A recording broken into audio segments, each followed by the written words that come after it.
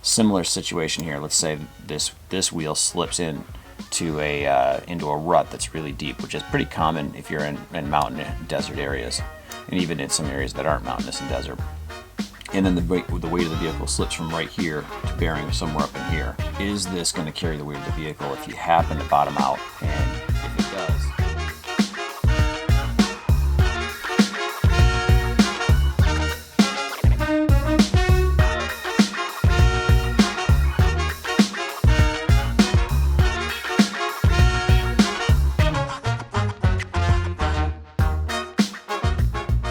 good morning. Alright, so my last video I had some, we'll call it spy footage of the Rivian R1T, and when I went over to take a video of it, what I wanted to do was get a really good video of the undercarriage from my perspective as an overlander, a 4x4 guy, and more importantly, a guy that does all that, plus has an electric car.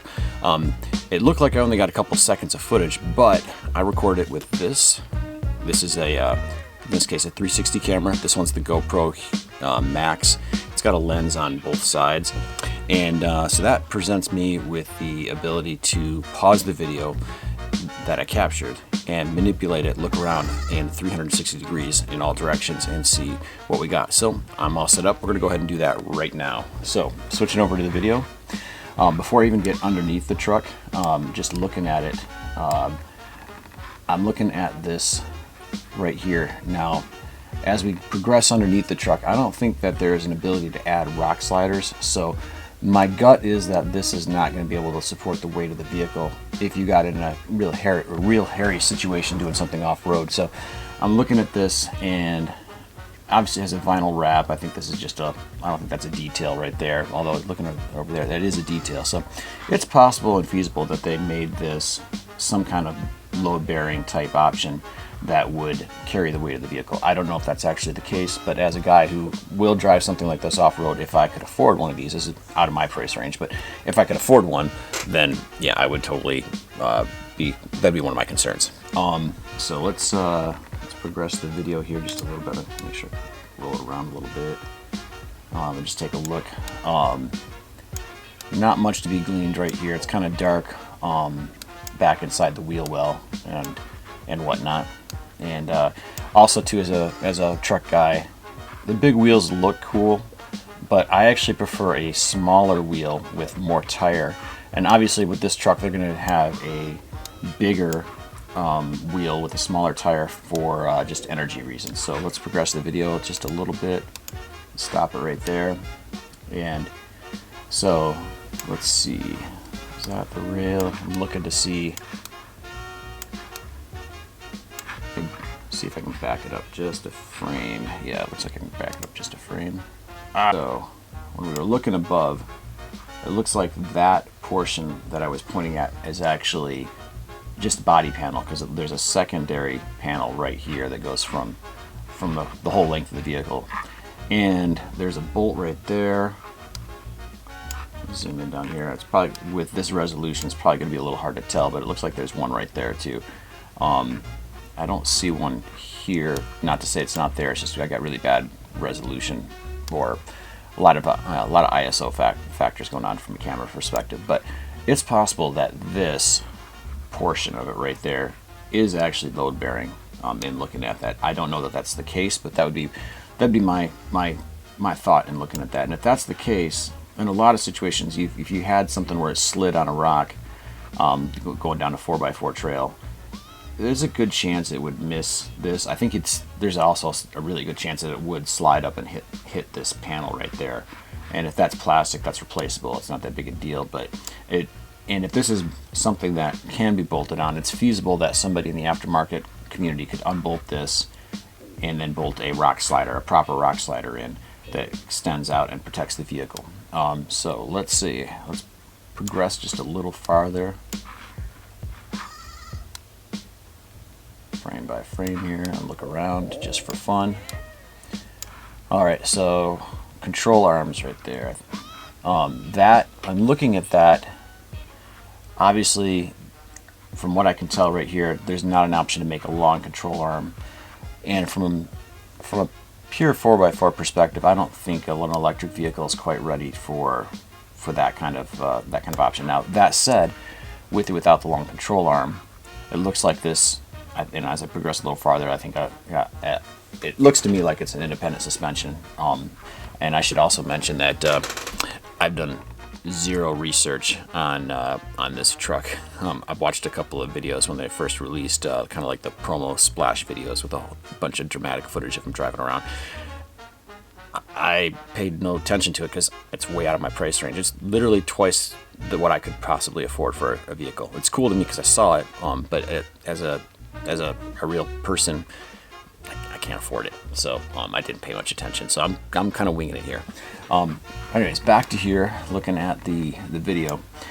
It does have independent suspension and not independent suspension. What I'm trying to say is it actually has independent ride height control. And with the ride height control, I'm not sure that would matter. I mean, there's some vehicles that have it. The Land Rover LR3 comes to mind, and the LR3 has some ways of overcoming some of the issues it has with not having a live axle.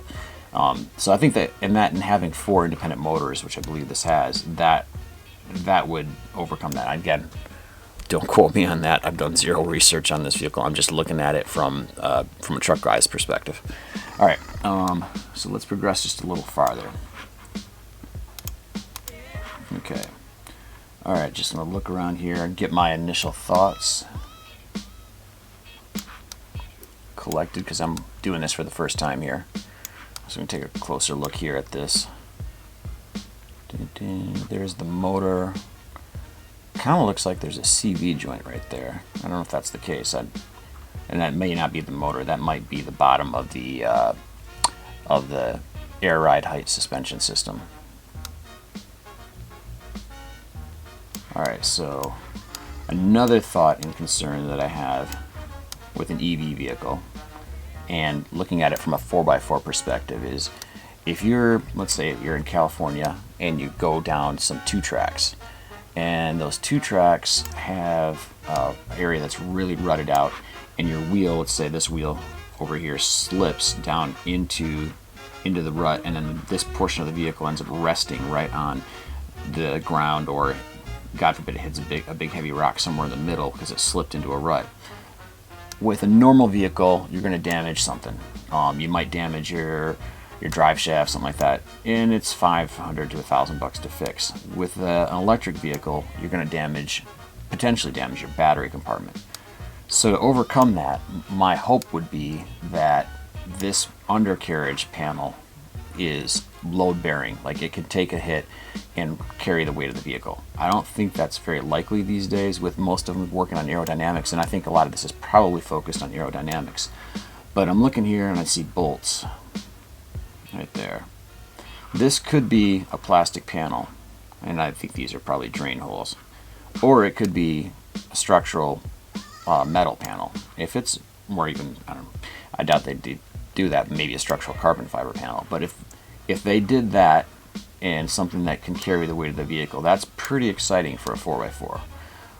Otherwise, I think a lot of this is done for aerodynamics, just reducing drag and stuff like that. And let's look back over here. It's hard to tell whether or not this is actually something that's load bearing.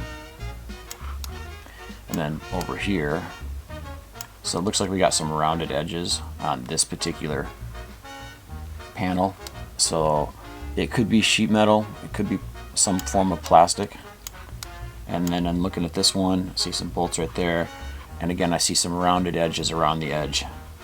So I kind of think that is probably a plastic decorative panel. Similar situation here. Let's say this wheel slips into a rut that's really deep, which is pretty common if you're in mountain and desert areas, and even in some areas that aren't mountainous and desert. And then the weight of the vehicle slips from right here to bearing somewhere up in here. Is this going to carry the weight of the vehicle if you happen to bottom out? And if it does, how much damage is it going to do? I don't know, because obviously I can't tell what the material is, and but my gut in looking at this is some kind of sheet metal, so it's not going to carry the heavy weight of an electric truck. I kind of doubt that. but it's still neat to see. Let's see what else can we glean from over here. Let me zoom in a little bit. Just look at this. So I believe this goes back and connects back in here for an independent suspension. That is my gut feeling looking at that. I can see that, you know, it goes there. There's another one over here. I doubt very much that's some kind of fancy looking sway bar. I bet that's part of the independent suspension. Looking around. Let's progress the video just a little bit farther, see what we see. A little farther back.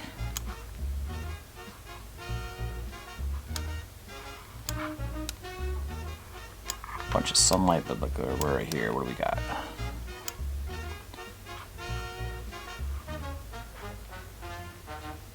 That to me, I'm not 100% sure. That looks a little small to be a motor, so if that's anything, that's part of the air suspension system right there. That's my gut. Again, not a car guy. I'm a construction guy, and who happens to drive an electric car, but really likes 4x4. So that's the perspective I'm looking at this from. I'm not a mechanic.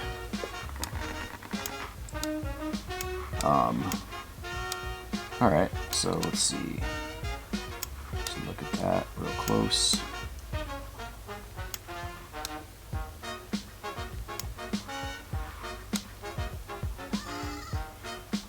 Let's progress the video just a little farther, see what we see. I think at this point I realize that, yeah, he's getting out of the Jeep right there, coming over to tell me, hey, what are you doing? Busted. Yeah, I don't think there's much more I'm going to glean from this right here. Let's look at this real quick. Up close at these panels. Rivets. Those are rivets, not screws. Those are actually, I thought they were drain holes, but they actually look like they're bolts.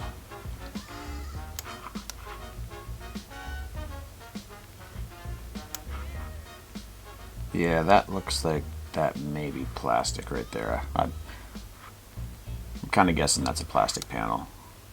The rivets here, those sure look like rivets to me.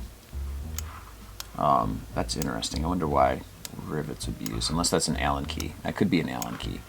So those could be Allen key holes, and those could be screws. So that seems more likely than rivets to me.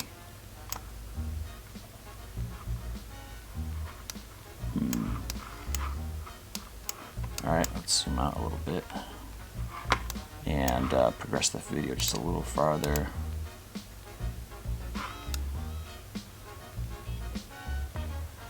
Joys of living in the north, all the snow and road salt collecting everywhere. Alright, I think that about does it for everything I'm going to be able to glean at first glance. Let me know if you got any questions or something that you'd like me to pause and zoom in even more on and look at, and I'll go ahead and do a follow-up video on that. And then also the next video, I've got 360 footage of the plug where they plugged in the cord, and I got some thoughts on that. So that one I'm going to definitely be looking at from a perspective of a guy who drives an electric car, and not only drives it, I drove 40,000 miles in the last year in an electric car. So I got some insight on charging stations and that kind of stuff. So stay tuned. Next video, we're going to do that. Thanks for watching. Work hard, play hard, be a big softie when you get home. And if I don't see you, have a good life. Be sure to check out my online store where you can get cool t-shirts like this mountain bike shirt. Jeep and overlanding t-shirts, mountain bike related t-shirts, or other loud and obnoxious Jeep shirts. Van life t-shirts, cool t-shirts like this one right here that tells everybody you're not a cyclist, you are a mountain biker. Kids t-shirt! And other cool shirts like this one right here. Buy my dad's t-shirts so we don't have to live out on the street.